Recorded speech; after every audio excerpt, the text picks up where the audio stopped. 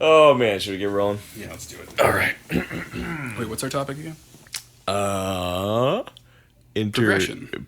Intermediate progression. Yes. Intensity, volume, frequency, set extenders. For good days.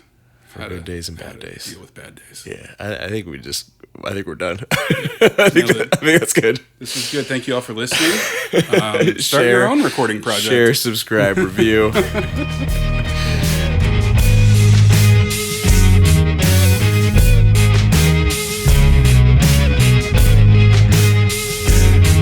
What's going on, guys? Welcome back to the Big Freakin Health Coach podcast. William Shatner doing our podcast now.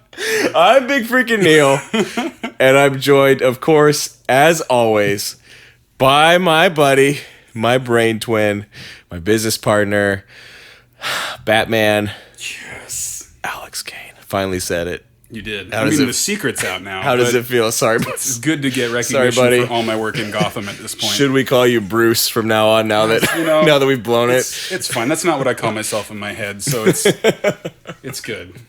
What's going on, man? Yeah, I'm Batman, so I'm very busy. I mean, we better get this on the road so you can go back to stopping crimes. Well, there's no cloud cover today, so they can't use the bat signal. I'm good for a while. Right. Okay. Yeah. Fair. Is that a sunny day in Gotham? Is that how it works when it's sunny? He just has the day off. I guess so. I mean, he's still Bruce Wayne. He probably just goes on vacation for sunny days. True. Yeah. And then meanwhile, people are just getting murdered and Well, if you robbed. can't brood effectively, before you go fight crime, is it even worth it? That's a great point.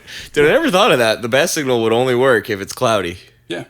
And probably even then at night only. Yeah, only at night. Daytime's just like the clouds are too light, you can't tell. Would it work at night without clouds?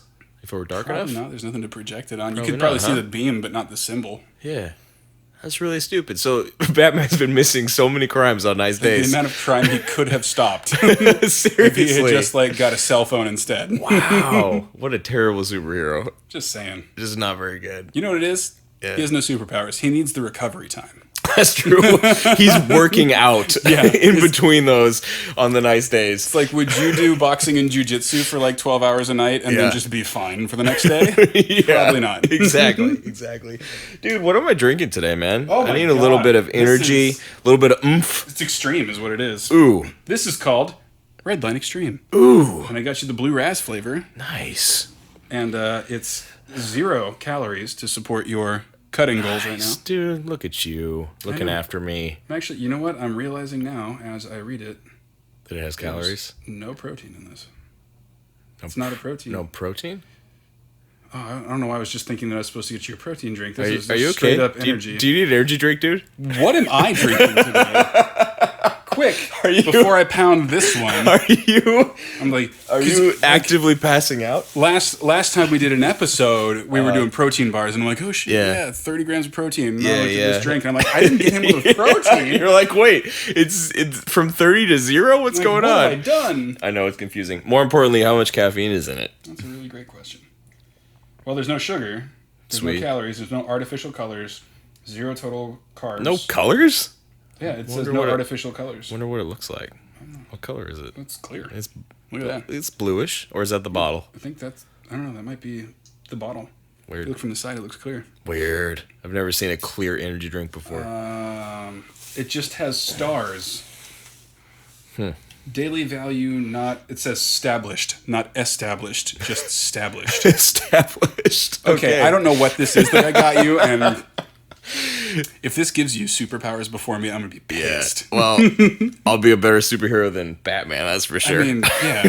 I won't take every nice day off. Hi, here's a lamp when you need me. All right, buddy. I went super extra nice today. I went so nice today. Yes. This is my personal favorite all-time energy drink flavor ever. It's so good. Period. Have you had it? Did I buy it for you already? I bought this for you a few back. Oh, that's right.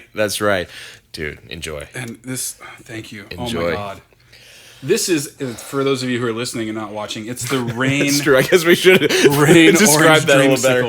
Yeah. And oh my God, it tastes like a creamsicle. It's so good. So good. It's very It's really close to orange soda, orange drink, but with an A.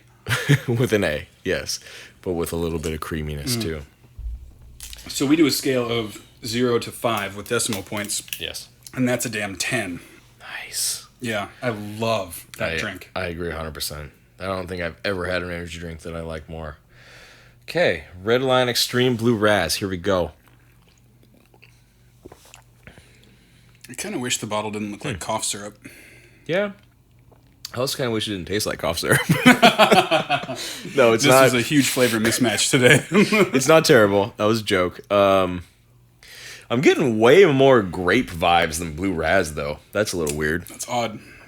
It's straight up... Like, that's grape, dude. Interesting. That's straight up grape. I'm looking forward to the halftime switch. That's 100%. Just, not because I want to give up my drink, because I really don't. Yeah. But I'm very curious because that seems I am too. odd. I really want to know if it's just me, if I'm losing my mind. Like, maybe I have a brain tumor and I'm getting my flavors mixed up. It could be both.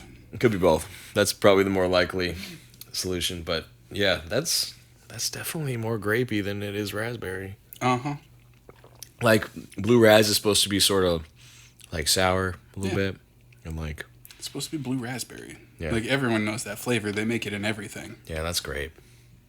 I feel I'm almost tempted to say that they like It's straight like up used the wrong bottle. Like I'm just labeled a bunch of grape ones that they might have to. It is grape. I swear to God.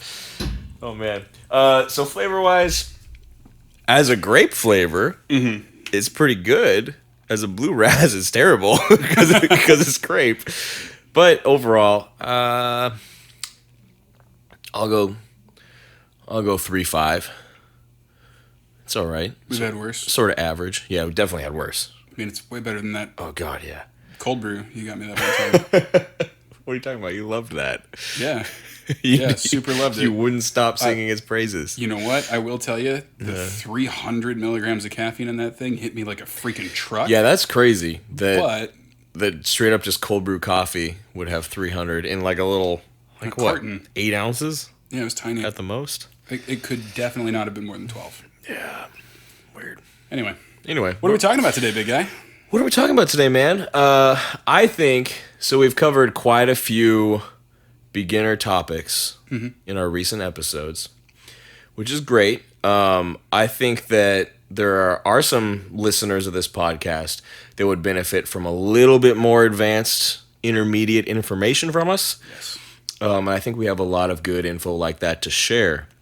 So specifically, I think we should break down a intermediate program structure and how to progress within that program, how to accommodate good days when you're feeling like crushing it and bad days when you're not feeling like crushing it so much, and just how to wrap your head around that. Because at a certain point, the simple but awesome template that we've already put out there for beginners, at a certain point, you're going to need something a little bit more.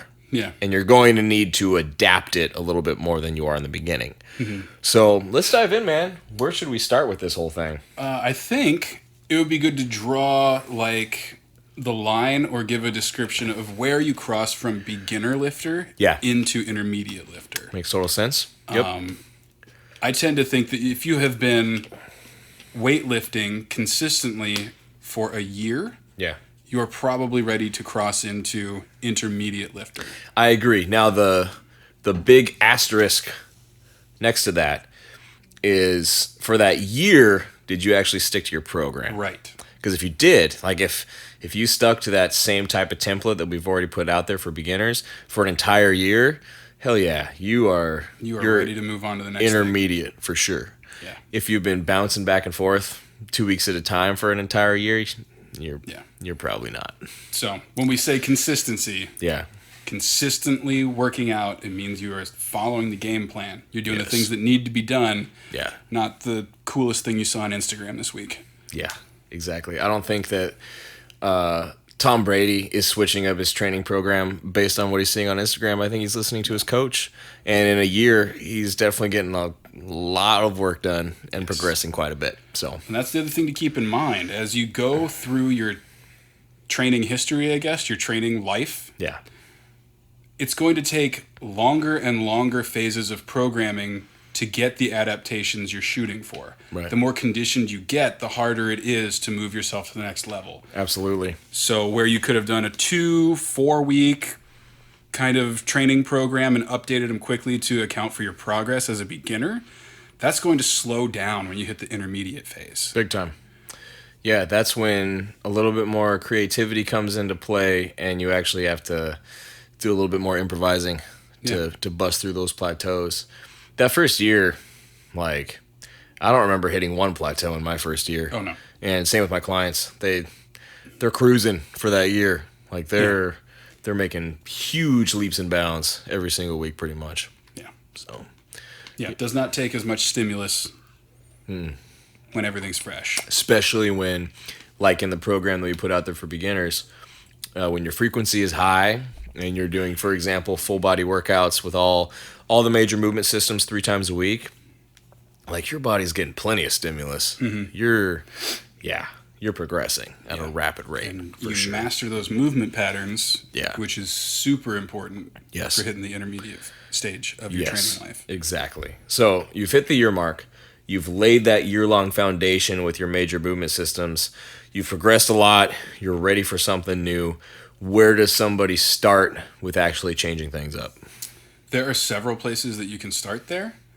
I typically like to start with adding a day of frequency and splitting the body into smaller pieces. So for the beginning, we strongly recommended 2-3 days a week of total body training. Mm-hmm. Usually when my clients hit the intermediate phase, I start to do an upper-lower split or a push-pull split. Yes. And they'll go 4 days a week with a rest day in between. So you do like a push day, which is all of your knee-dominant lower body stuff like squats and lunges and all your horizontal and vertical pressing. Yep. And then you'll do pull day on the next day with hinging and deadlifting and that kind of stuff. Yes. And all your rowing and pull down kind of things. That is exactly where I start, and usually I'll start with the push-pull first as an initial progression because there's still full body workouts in that you're hitting upper and lower body in the same workout. Yeah.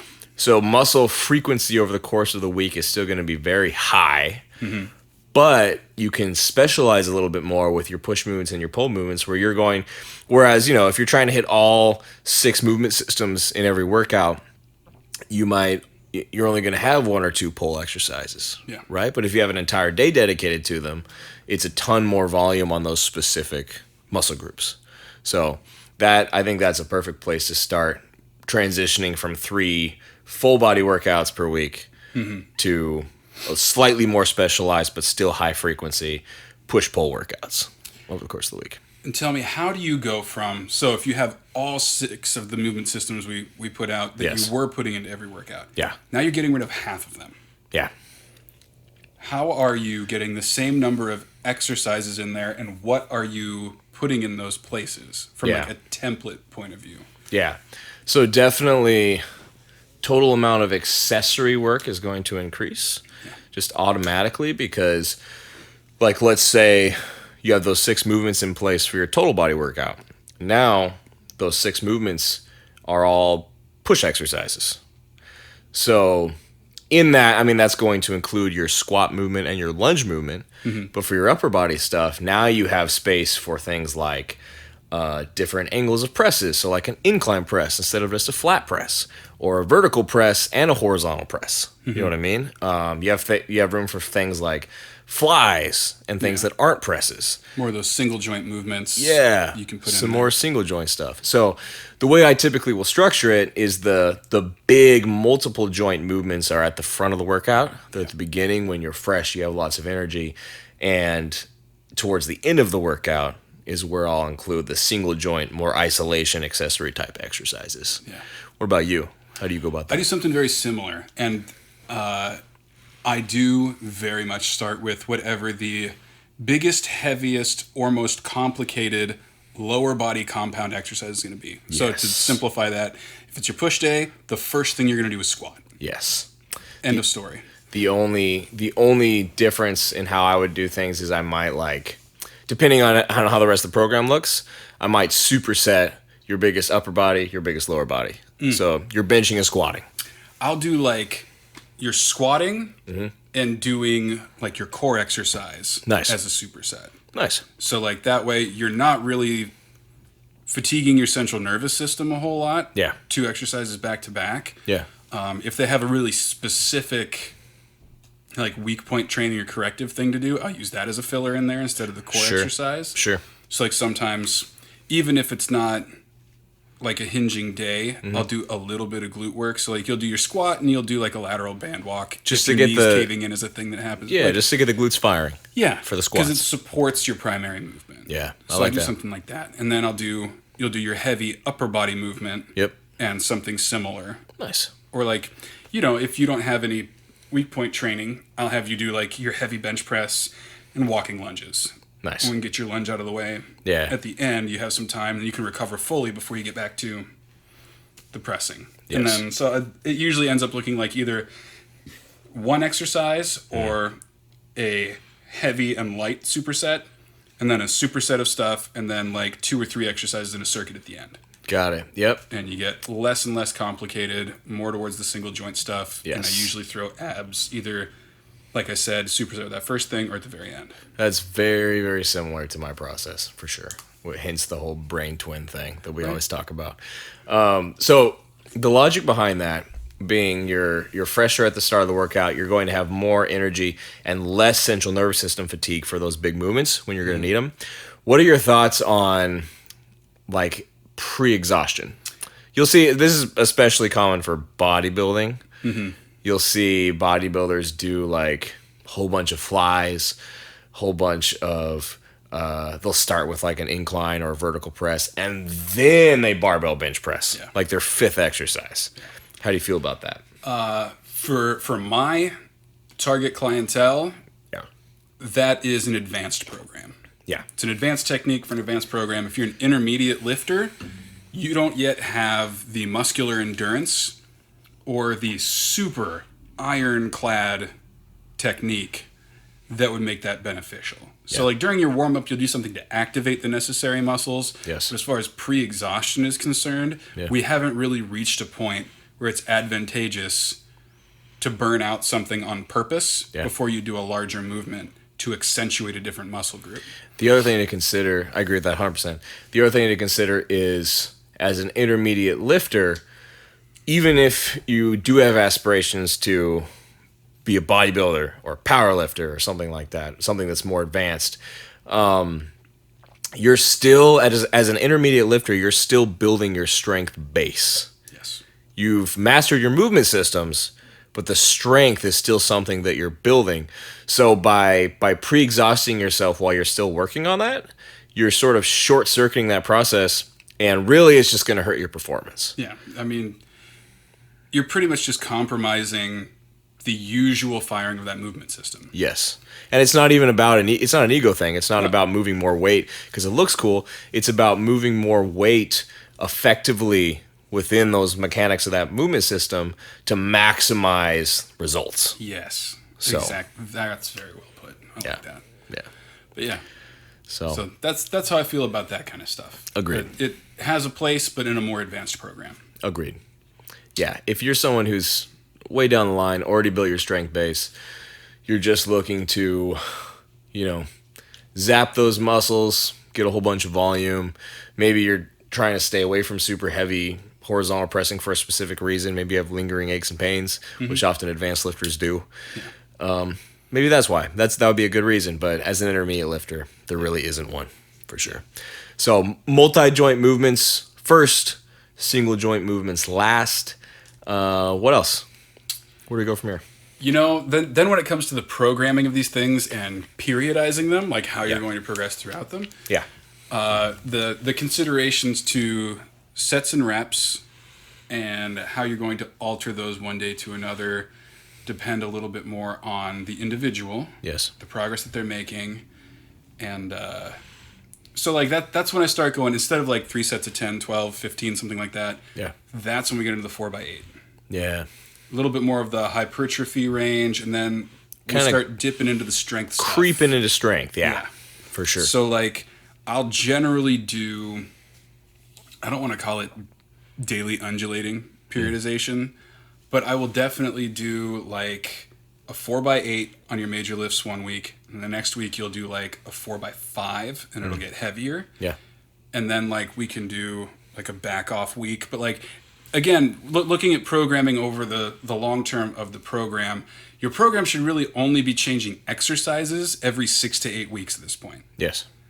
Like, you need a lot of practice at these things. You need repeated time under tension for these things to actually get the strength adaptation that you want. Yes. Growing strength in muscle is going to start taking longer and more effort. Especially those bigger multi-joint movements. Especially. Those are always in there. Like, like you said, at least for 6 to 8 weeks, those should just completely stay the same. Now, if you do something slightly different with one of your single joint movements, like you do a cable fly one week and a dumbbell incline fly the next week, that's less of a big deal. Yeah, because it's the same movement. And like, there's a lot of stuff like that where I'll just put fly in the program, and then I'll write what we did it on when we do it. Yeah. Because sometimes if I want to do a cable fly, cables aren't available. Yes. So then, all right, it's a dumbbell fly. It's the same movement. It's a single joint. It's going to crush your pecs. Okay, it doesn't matter. That's a very underrated quality of a good coach, is being able to improvise in a busy gym. And that definitely requires a good mastery of movement systems, because a good coach like yourself and myself, if we have written down fly, immediately we can think of 4 or 5 ways we could get that done. Yeah. So one of those is going to be free for our client. For sure. 100%. Dude, I remember being a brand new trainer, and when something that I wrote down for that program wasn't available, I would have like it's like the end. It's like the end of the world. I would freaking panic. And just or like grab a more expedite. I used to go talk to B and be like, okay, I want to do this, but it's not available. What do I do? And he's like, you just do this thing, duh. And I'm like, oh yeah, okay, cool. It's the same thing. Yes, exactly. Like, that kind of stuff is easy to work around. Yeah, no, 100%. What other considerations do you make to like individual programming and progression? Yeah. As you go through these things. So, I like to break it down into 3 major factors. Volume, which is technically defined as amount of weight moved for an exercise times the total number of reps that you're doing. Yeah. So, for example, for simple math's sake, let's say you are squatting 100 pounds. This is the extent of my math skills. Dude, I'm right there with you. I'm hoping you're going to say 3x10. Yeah, that's exactly what I'm going to say. Let's say you're squatting 100 pounds for 3 sets of 10, right? So you're multiplying 100 by 30. 30 total reps. 3,000 pounds. Is that right? Yeah. I think so. 3,000 pounds of volume for your squat. That is how you define volume. So within a given workout, you'd be multiplying total reps by how much weight you're using for each thing, tallying it all up together. There's your total volume for that workout. So that's volume. Another factor is intensity, which is misunderstood a lot. In this context, when I say intensity, I'm specifically referring to the amount of weight you're moving. So the number that you're multiplying that rep range by, that's your intensity. Like intensity of load. Exactly. Okay, cool. So for that same squat example, your intensity is 100 pounds. 100 pounds of load on that squat. The other factor is frequency. Specifically, not just how many days per week you're working out, but specifically how many times a week are you training a given muscle group or movement system. So if you are, for example, doing your 3x10 squat with 100 pounds twice a week, that's twice a week frequency that you're doing that movement and working that specific muscle group. So in general, for an intermediate lifter, or really even advanced lifters, 2 out of 3 of those things can be pretty high at any given time. Something has to give a little bit of slack out of those 3 things. So if you think about that, if your intensity is super high, so now you're squatting 200 pounds. Your volume is super high, so now you're trying to do, maybe you're doing a 5x5 on the squat, and then you're doing all these other variations for the same muscle group. Okay, your volume's super high. Now you're trying to do that 3 times a week. Now your frequency is super high. Smoked. You're not going to be able to recover. That's the issue. But let's say you're doing your 5x5 on squats with 200 pounds. You're not doing a whole bunch of accessories. You're keeping your volume there, not real high. And then you're doing that 2 or 3 times a week, higher frequency. That's reasonable. Yeah. It's going to be, that 5x5 is going to be hard to recover from, but you can do it. You can sustain that. So would you say it's worth, for like people writing their own programs at home, for our listeners, if they were to look at the total volume of a lift over the course of the week, Yeah. and just try to build on that using, like, let's say one of those 3 things every week? Yes. Would that be a good way to keep progressing within the same exercise That's perfect. program? That's perfect, because that number will be a really good consistent marker for you. Because, for example, if your volume on a given workout is lower and your frequency is super high and your intensity is super high, that total volume at the end of the week is still going to be a good indication of how much work you're doing, how much total load you're putting on those muscles. Right. So that's a great point. That's a great way to do it. Tally up your weekly total. How much total weight did you move for your squat this week? And then just, tack on a little bit at a time. And if all 3 of those factors are super high, that number is going to shoot way up and you're not going to be able to recover. Yeah. So that's a great way to gauge it. Cool. 100%. And I don't typically do that with all the lifts. Yeah. I do that with the big compounds. The major ones, exactly. And then, like, I find a rep range that I want to stick in for the others. Yeah. And then if you can use more weight with that over the course of the program, or we can add more reps of the same weight. Yes. Whatever it looks like that day, I'm fine with. Yeah. So I coach a decent number of power lifters, some competitive, some just trying to get as strong as they can because they want to, because it's awesome. Mm-hmm. And for those people, I'll have them on some type of linear progression or undulated progression program. And the things that aren't, like, I'm not going to have somebody go over to use this example again, an incline dumbbell fly and do a 5x5. Yeah. Makes no sense. No. And it's more than likely going to get you hurt to put that much intensity on that single joint movement. So, yeah, like that might progress a little bit. Like maybe, okay, this week you're doing a decently heavy 4x8 on your fly. That's going to be, but that's about as intense as those types of lifts will get. Yeah.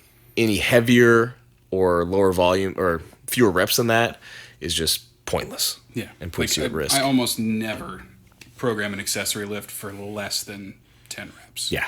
Same. Sometimes they end up with less than 10, but that'll be like a perceived effort thing. Like if I'm going to have you lift a more intense load for an equal number of reps on like a bench press, when we get to your fly, if you don't have the usual 10 reps because we increased the strength you used here, that's fine. Give me 8 of them. Yes. Use good form. Like, do the exercise. Give me what you got. Work the same amount of hard as you did last time. That was a really stupid way of saying that, but work the same amount of hard. Like, but no, if you have the perceived, like, if 10 is an all-out effort, last week when you did these, you gave me a 7 to do 10 of these flies. If it's a 7 to do 8 of them this week, that's fine. Yeah. Dude, I just thought of a little brief story to tell. Also, I'm pretty sure it's past halftime. It is. We should swap. Give me that deliciousness. So good. It's okay. It's hard not to. All right. I drink exactly half that. Like, not an ounce more. Not 1 ounce extra. See how this grape is in the taste. This actually occurred. Oh yeah. Let's re-rate. I know what mine is. This does taste like a grape otter pop. It's grape. It's 100%. 100% grape. You're not even pretending to be blue raspberry. I think that we should call the number on the bottle and let them know that they mislabeled their grape. Yeah. Like, you think it's great? That's wonderful. Open your ears. Where are you gonna rate it? Like a 3. Yeah. Just a flat 3. 3.0. I've been drinking this now. 3.5 is pretty generous. Yeah. Because this is clearly like a 15 out of 5. It's so good. It's so good. So good. So this occurred to me literally today during my workout. I think a big part of the reason why bodybuilders specifically, or not professionals because they know what they're doing, but like people aspiring to be bodybuilders, the reason why ego gets in the way so much with accessory movements is because you're doing so many of those as a bodybuilder and you feel like, okay, I need to like ramp up my incline dumbbell fly weight. And then you're doing garbage reps with 50-pound dumbbells for no reason. You see this all the time for those types of giving yourself bicep tendinitis. And exactly. So back in the day when I started training like a bodybuilder. Big mistake. If I could go back, I would swap that so that I would start out more as like on a powerlifting program. Build that strength base first. So at this point in time, as I've said on here before, I've transitioned to more of a bodybuilding style program for my current goals specifically. Not that I'm not doing those powerlifting exercises, but the program as a whole is more of a bodybuilding program. I mean, I'm working out 6 days a week. Powerlifters don't do that. So no, they don't. It is more of a bodybuilding program, and I'm not running into that same problem this time. And I realize this because now that I've built my strength base, like I literally couldn't care less how much weight I'm bicep curling. Yeah, it really doesn't matter. It doesn't matter. I care how much I'm bench pressing, and I'm going, oh my God, as I lose weight, I'm struggling to keep my bench press weight up. Like, that's still a big deal. But today, specifically, I was sitting doing seated dumbbell curls, the super strict Kai Green kind, and I was using 20-pound dumbbells. And this probably 5 foot on the dot, maybe 105-pound girl sits on the bench adjacent to me and starts curling 25s. And it was hilarious to me. And I just sort of laughed to myself. Now, granted, I was manipulating tempo, going super slow, squeezing the heck out of them. And she was doing sort of like a cheat hammer curl thing. But it was just hilarious that me, a 225-pound man, is curling these 20-pound dumbbells and struggling to contract 12 times in a row. And then she's just hammering out these 25ers. But that's exactly the difference you're talking about. Yes, right? Exactly. Like, you don't really care at all. No one's going to take you to the bicep curl world championship. Yeah. So, do you feel that muscle contracting appropriately? Yeah. Do you have a strong neuromuscular connection to it? Yes. Can you control the weight? Is it shaping your biceps the way you want to? Are you hitting the head that you mean to? Yeah. Like, all the things that go into getting super jacked, awesome looking biceps have nothing to do with curling as much as you possibly can. Yes. So to circle back to our topic, the reason that story is so relevant to intermediate lifters is though that's typically when you'll start to want to ego lift with those types of exercises. And the point here, guys, is to strength-wise focus on those multi-joint movements, and the single joint movements, don't worry about it. Like you said, if you have a client and they're supposed to get 10 reps, but they do 8 good ones and they're just fatigued and they can't get to 10, great. It doesn't matter. You stimulated those it's muscles not a the way you wanted to. It's not a performance lift. Right.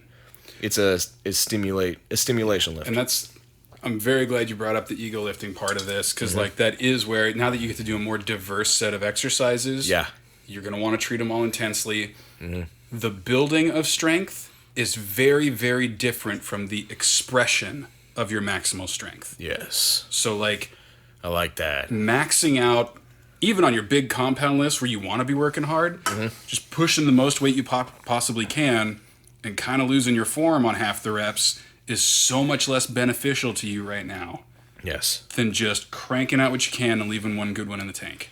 Absolutely. Like, you're still in the intermediate phase. Yeah. And you will be for a couple of years. Like, the intermediate phase takes a long time. Very few people actually get to a legitimate advanced training phase. It's true.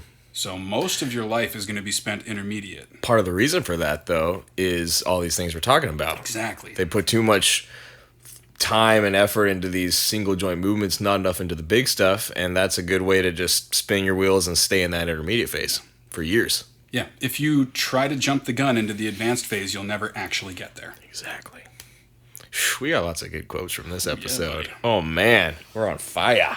Ooh, I'm going to listen back to this and just write them all down and be like, oh, shit, did we say that? We are brilliant. So awesome. Batman is a terrible superhero.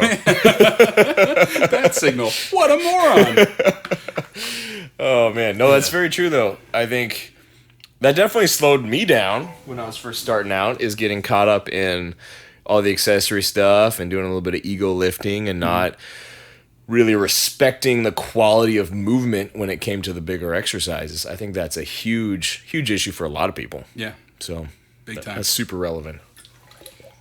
Oh, yeah. So the intermediate phase, Yeah. 6 to 8 weeks at a time before you switch up exercises. Yes.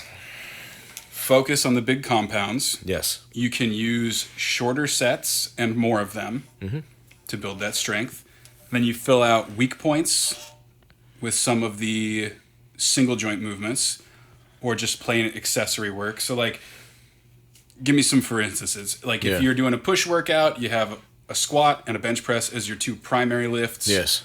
What are the other lifts you would do to support those movements? Yeah, so depending on the client, obviously, but and for myself, I would probably do some type of lunge, be it a reverse lunge with a dumbbell, split squat would be a great one too. That's one of my go-tos. And then for other upper body push exercises, might do some type of one more press variation, be it a vertical press or an incline press. I would never have somebody do all three of those because that's just kind of overkill. Now, when you do the second press, Yeah. are you also using the same sets and rep scheme as your primary? Typically not. So typically, especially if they are on some type of linear progression or undulated progression program where that main lift is progressing, typically the rep scheme will be a little bit different for the accessory. Like you said, more like a 3x12, 3x10, 4x8 at the most, because the goal with that is not to push maximal load. Right. I agree. I do the same thing. And then something like a fly, a single joint movement to finish with. And that's perfect. You know, there might, for lower body, maybe one more single joint movement, like a leg extension or weak point training, right? So if somebody has a specific weak point in their legs, like if their quads are weak, which is rarely a problem, then isolating them on a leg extension, something like that, you know? Or like, let's say, hypothetically, somebody has trouble getting out of the hole in that squat. Yeah. Later on in the workout, you might have them do pause reps down there with a much lighter load. Yes, exactly. Gotcha. Exactly. Yep. That's typically what I'll throw in there too. And like, same thing, you'll probably press in another direction. Yeah. It'll be for more reps, and then you'll do an isolation like a fly or a tricep extension or something like that. Yeah, perfect.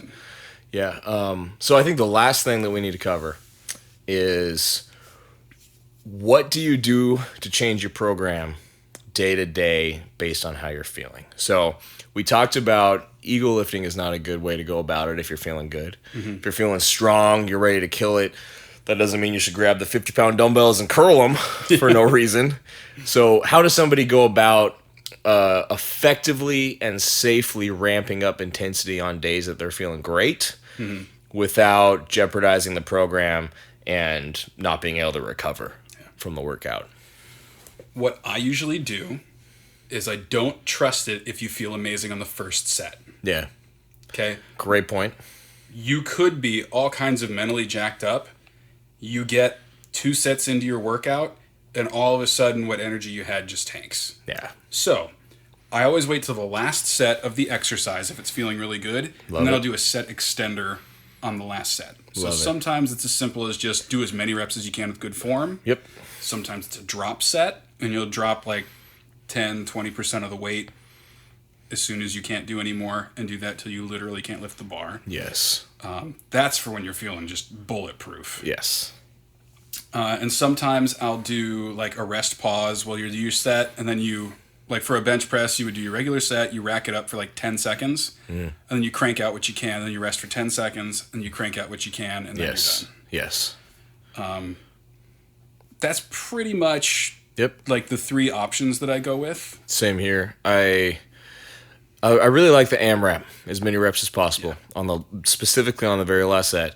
And specifically, so let's say we have a 4x10 on the program today for your squats.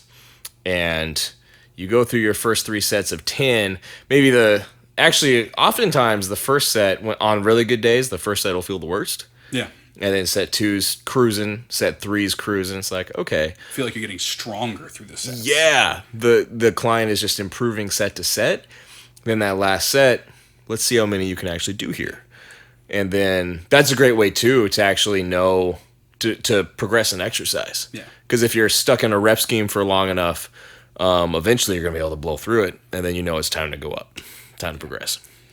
Occasionally, I'll also, if we weren't sure how they're going to feel their last one, they do their last set and they feel great and they rack it up and it's like, oh, well, crap, we should have done more. I'll cut the weight a little bit and do an AMRAP with that. Yeah. And I had a client 2 weeks ago where her knees were starting to come in a little bit on the last set. So I was like, all right, we're going to rack it up. But you obviously still have strength to do this with just a little bit less load. So I cut it down. I thought she'd get 15 reps out of it. She did 40 reps, and then I had to stop her. And I was like, okay, so seriously, that's also a great way to look at how you should tweak your weak point training. Because now I go, okay, we need to work a little bit on keeping those knees out, getting stronger there. Yes. Because you got a lot left in the tank if we can do that. Yes, that means that there's a lot of strength being left on the table because of this specific issue. Yeah. So I sometimes you do those set extenders and you luck into a little bit more information than you had before. Yeah. And it's really awesome. I had almost an identical experience. So recent client of mine did something a little bit funky to his back. And we've just been sort of babying it a little bit. Just sort of working around it, doing a lot of upper body stuff. It's feeling much better. It's just tight. So last time we did lower body, we did a lot of seated stuff. We started him on the leg press. Same thing, was very obviously conservative with the weight because we didn't want to have him straining so hard. Even though his back is supported, we don't want it tensing up because he's pushing so hard. You can still pull something. Exactly. Strain it a little bit. Yeah, so we were conservative with the weight, and then in his case, I did a single drop set and just had him do an AMRAP there. And again, I was expecting maybe an extra 20 reps out of him or something. He did 50 reps on the leg press. God. Yeah. Just it's ridiculous. Stood up from the leg press and immediately buckled. But the great news was it wasn't because of his back. It was because his legs were blown up. So that's what we wanted. Yeah. But yeah, man. Okay, so on a great day, that's a good way to go about it. Yeah. So those are the good days. How about when you're not feeling it and you're having a bad day? When usually you can tell when a client comes in and they're just dragging, and either their mood will be really different or they'll straight up tell you, dude, I got garbage sleep last night. I only slept 3 hours, whatever it is. Based on their performance, the first 2 sets, usually if they are clearly not having it that day, I just shave a whole set off of every exercise. Yeah. That's it. Across the board, it's look, let's get your work in. We'll definitely maintain enough to be here, but you're already running on empty, so we don't have to push the volume. Yeah. Let's save you a little bit. So is your preference to drop a set before you will actually lower load? Yes. Okay. I want the load intensity to stay the same because we've done all this work to get you to the point where you can do a 4x10 at this weight on your squat. Yes. I would rather have you do 3 sets of 10 at that weight and maintain that momentum than do 4 sets of 10 at a lower weight, because in the client's mind, that's also a step back. Yes. So when it comes to the mental game of continuous progression, we can go, look, you felt like crap and you didn't regress at all. Yeah. And then if you have extra time left over, you can do extra ab work or stretching or correctives or some cardio or something like that. I was just going to say that's exactly what I do. The only difference being to sort of partially for the mental aspect to make sure the client is feeling like they're still getting work done. And just to keep their volume where we want it, I might shave a set off of their big multi-joint movement, and then I might do something a little bit extra for their accessory stuff. Yeah. Where they do have energy to keep going and it's not as taxing on their central nervous system. Mm-hmm. Okay, now instead of our 3x10 on flies, you're doing sets of 15. We'll crank the volume up a little bit. It's going to burn a lot more. You're going to feel like you're getting a lot more done, and you are getting a lot more done. And that I find is good for them mentally, and then also it keeps the calorie burn from the workout high, it keeps their heart rate elevated, and it keeps their total volume, the total work done in the workout, it keeps it up where it should be.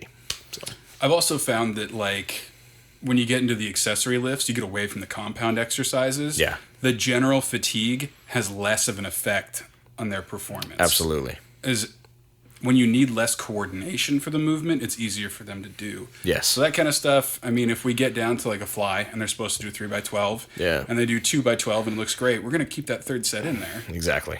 I mean, that's totally fine. Yeah. And sometimes, if they look obviously frustrated, we'll do a set extender on a accessory lift. Yeah. Be like, okay, if this starts to feel bad, obviously stop doing it. It Yeah. shouldn't, but Yeah. Yeah, that's the other caveat, is you don't want to ramp up volume so much on those things that it's just making the problem worse. Like, if they're not recovered, you're not going to throw more at them. right. But if it is more of like a fatigue thing and their central nervous system is tired, so it's affecting the multi-joint movements, but the strength and the intensity for the single joint movements is there, then that's where I'll maximize the workout to keep their confidence up and to give them the most benefit, most bang for their buck. I'll usually also let them be in control of their own rest time for the compound movements. Yeah. Because that recovery in between sets is going to take a little bit longer. Same. But I'm not the one who can feel that, and Yeah. they can. So it's like, all right, I'm very, very honest with them. Like, look, your rest is completely up to you. Yeah. I don't want you waiting longer than you have to. When you feel ready to go, give it another 30 seconds, and then we'll hop back in. And I'm just here to make sure that you're supported and we get all this done well. Yes. Isn't it the best when you've been with a client long enough to, when they're having an off day, like, actually either if they're having a good day or they're having an off day, you can almost feel when they're ready. Yeah. Isn't that the best? Yeah. You're not My watching the favorite clock. thing is when you're both standing there and then without even breaking conversation, you both just start taking the first step back towards the squat rack Yes. or whatever at the same exact time. Every time. I love that. Every time, man. So good. Yes, exactly. It's funny, like when you first really get into working out, you learn how to listen to your own body and like listen to all the signs, and like, when you're ready to do another set. Yeah. When you've been training a while, you know what it feels like when you're recovered for the next set. And it works the same with a client. When you've been with them long enough and you know their mannerisms and you know how their body works, then you know when they're ready too. And you know when they're not ready yet. Yeah. When they need a little bit more time. So, well, cool, man. I think that is a pretty dang good summary of an intermediate program. Yeah. How to go about putting one together, how to progress from that beginner stage to the intermediate stage, and then how to do it smart so that you can actually hit that advanced stage at some point instead of just spinning your wheels and staying right where you're at. Patience. Patience. Guys, it's a process. It takes a lot of repetition, takes a lot of time, but you'll get there. Yeah. You just have to stay the course and do the work consistently. Yes. You'll get there. Yes. Yeah, man, that's a good one. That was a good one. If you guys have questions about any of that, you want some programming, if you are a powerlifter especially, hit up Big Freakin Neil on Instagram, get him coaching you. You will never be stronger in your entire life. If you are more general population or you're an overhead athlete, like a baseball player, tennis player, things like that, hit me up, Health Coach Kane. We do a lot more rotationally based, and I don't know, like you won't be, I'll be honest with you, I'm not going to get you as strong in the big three as Neil can. It's just not a thing. But we can keep your joints well supported and all that kind of stuff and get you strong in some other lifts if those big three, bench, dead, and squat aren't your thing. Yeah, and I'm not going to get you better in those specific areas or rehab an injury as well as Health Coach Kane can. So, yeah. And that's why we're such a good team, man. Wonder Twin Powers activate. Yeah, dude. Your weakness, my weaknesses are your strengths. And vice Your versa. weaknesses are my strengths. Yes. It's like we should go into business together or something. Oh my God, what a great idea. That's brilliant. This was the Big Freakin Health Coach Podcast. Hit us up for coaching. If you like this episode, please subscribe, share, tell all your friends, and send us more questions whenever you are able. We love answering your questions. Yes, we do. We will see you next time. See you next time, guys.